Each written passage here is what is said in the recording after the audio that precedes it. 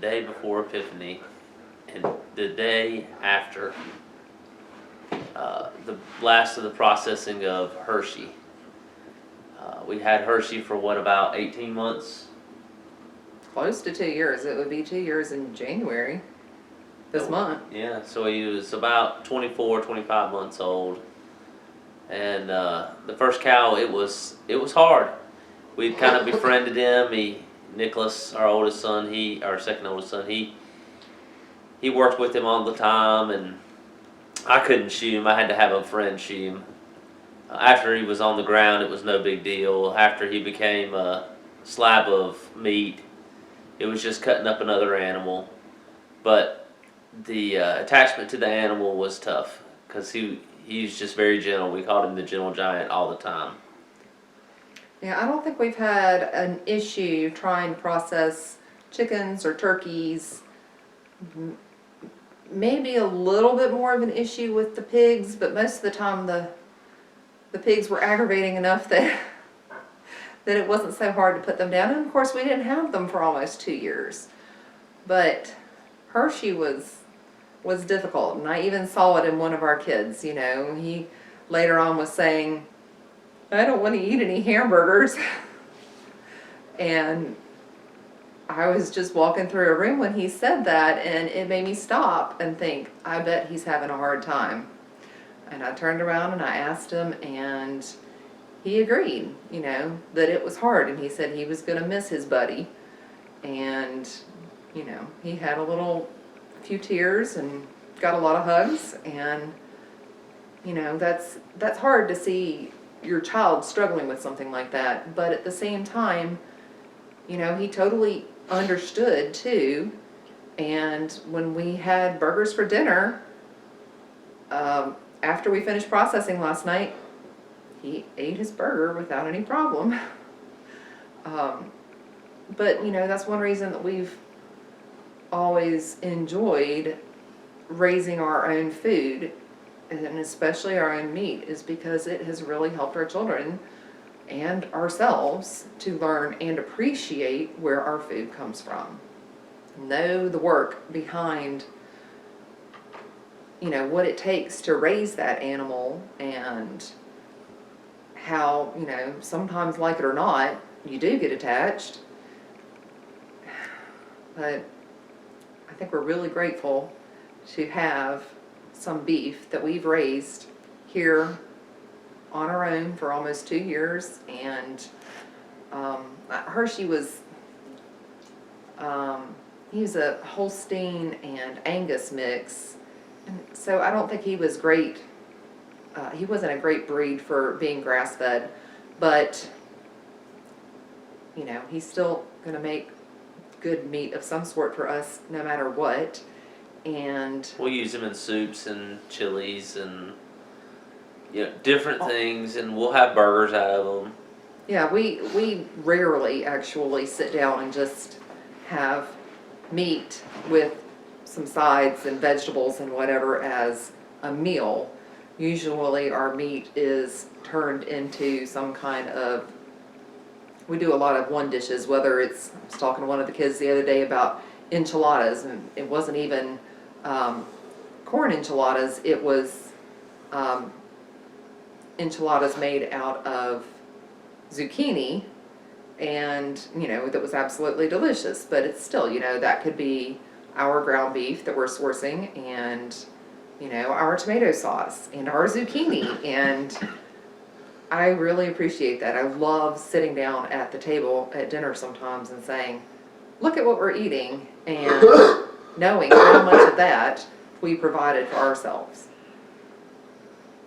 Yeah, I really look forward to all the meals that we have that we grew at home, like the chickens and, you know, a lot of different things like that, and even sometimes to the extent of using our own pepper that we ground up from cayenne peppers, or, you know, having cucumbers or pickles, or using our own dill and onions in those cucumbers and pickles, or in those pickles, and so many things that, you know, we enjoy growing and want to grow more of.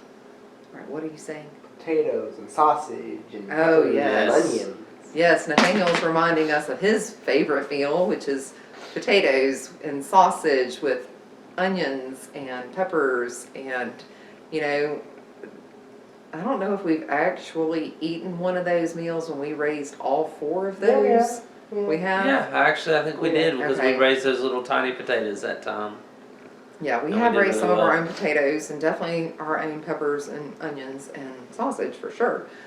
We hardly eat any sausage that's not ours, so, but anyway, that's definitely So a kind favorite. of back to the whole Hershey conversation. So Hershey's meat was very, very lean. It did not have a lot of fat on it. He just wasn't gaining weight. He was real tall. He consumed a lot of food, but he just didn't gain weight that well. Yeah. And a lot of that's being a Holstein versus the Angus. And although he was black like an Angus, he was lanky and tall like a Holstein. Holstein for sure. So I think he was taller than you. yeah, he was taller He was than like me. 6 foot. He was pretty tall and very lean and just probably needed to use more grain, but we have decided that we wanted our meat to be grass fed, so we fed him some high protein alfalfa and he got lots of hay and drank plenty of water, and he just continued just to maintain or gain a little bit. If I wasn't having a problem with pork, I would have processed a pig with him and mixed the pork fat in with the beef to add a little fat to it. Yeah, and what you mean by that, I don't think we've explained to everybody, but Charlie's had some blood tests done, both of us have, and they were doing some food sensitivity tests, and in his food sensitivity it came back with him being sensitive to pork. So he's no longer eating pork right now. We're hoping to reintroduce that one day. But right now we're letting his gut heal, and so yes, did not make any sense to add some pork fat to the ground beef. So that's okay. We'll just have really lean ground beef. So many people go to the grocery store anyway and are buying the leanest ground beef they can find. And I think my biggest disappointment in all of this is that because he had so little fat, I went out kind of late in the processing when they were cutting up all the meat, and I was like, oh, I need the fat for tallow. And Nathaniel said, there's really not much of any fat. And I was like, well, let me go look it up and see, where's this fat supposed to come from? And of course I looked it up, and it was just like the pig. The best fat on a beef is around the kidneys, and it's leaf fat. And so I went out and I was like, okay, it's the fat around the kidneys. Where's that? We don't have any. So Very, very little fat. So I'm gonna miss out on rendering my own tallow this time, but that's okay. We had 3 steers born on our farm here this fall, and so that means that we will have plenty of grass-fed beef to come. 2 of those steers are 100% American milking Devon, who do great on grass, and they also... Or forage. Yes, or forage. And they also do great still, even on grass that's not great quality, which is what we have right now since we're trying to build our pastures. The other is half Guernsey, half American milking Devon, and we'll have to see how he turns out. He's already much bigger than the other 2, even though he's the middle of the 3 steers. And of course, I say there's steers, we still have to do Yes. that project. They're bull calves as of right now. Yes, that will be a project for either while I'm gone, which Charlie and Nicholas could do. How does that sound, Nicholas? Huh? Steering some bull calves. You know what that means, Nicholas? Nicholas isn't so sure about that one. Yes. Yeah, you know what that means? Yes, we all know what that means, Alex. You want to Alex? come explain it to us? Hush. Oh, yeah. You're going to. So, I guess if it doesn't happen while I'm gone, then it'll definitely have to happen when we get back. Yeah. But, because that is definitely a project that we have to get taken care of. So some other cuts of meats that we did. We made some rib steaks, more like a T-bone steak. And we also made a couple rib roast and made a nice big long roast as well. Hope to use that on a special occasion. However, it's very, very lean. There's very little fat in it, so I'll have to be real careful with cooking it. Yeah, we'll definitely have to do our research on that one. I know I've always heard that cooking grass-fed meat is not the same as just cooking your run-of-the-mill store-bought steaks. So we'll wait and see. But we definitely got, a lot of ground beef, and I'm excited to try the canned meat that we did. I know a lot of people think canned meat sounds disgusting. It certainly doesn't look very appetizing, but we're still gonna eat it, and that's a lot of meat that's not in our freezer. Charlie came back after putting it all in the freezer yesterday and said, well, the big one's full. So, it takes up a lot of freezer space, and especially when we were keeping a lot of those bones attached to the steaks and the roast and everything, because that really helps to improve the flavor, I guess. Improve the flavor and it allows more bones for later for the animals. We can use the bones later for feeding to the dogs, and also it helps the fat and the marrow. It just increases the nutritional value. Okay. And we saved they saved all the little, what is it, like silver skin or whatever that you cut off the beef that you were just saying it wasn't good to. Well, some of that is too tough to run through the grinder, Right. and other parts of it is that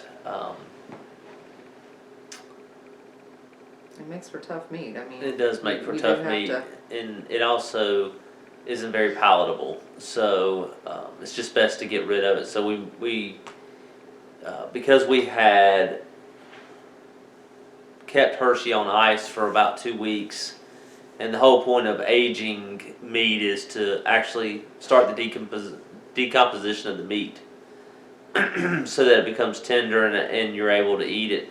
So we'd been keeping them in coolers for about 2 weeks, and every day going out, adding ice, draining the liquid off. And so there was a lot of meat that wasn't really palatable. So we chopped that up, and we'll feed that to the dogs later. Yeah, that all went into gallon-sized freezer bags so that we can feed that to our 2 dogs periodically. But all in all, I think we've been happy with the process. It was long.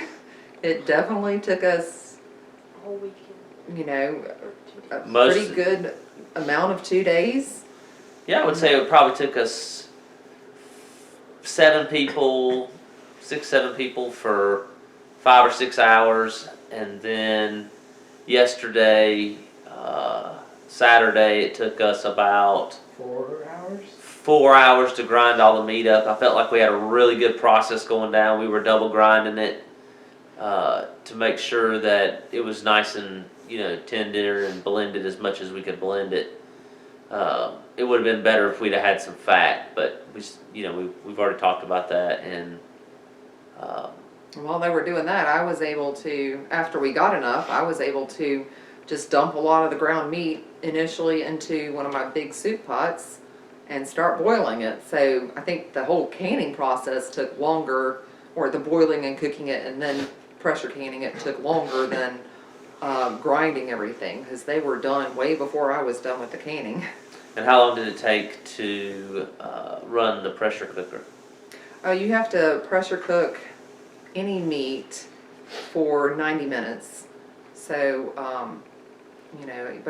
I had both 2 canners running on our, kind of our outdoor propane stove.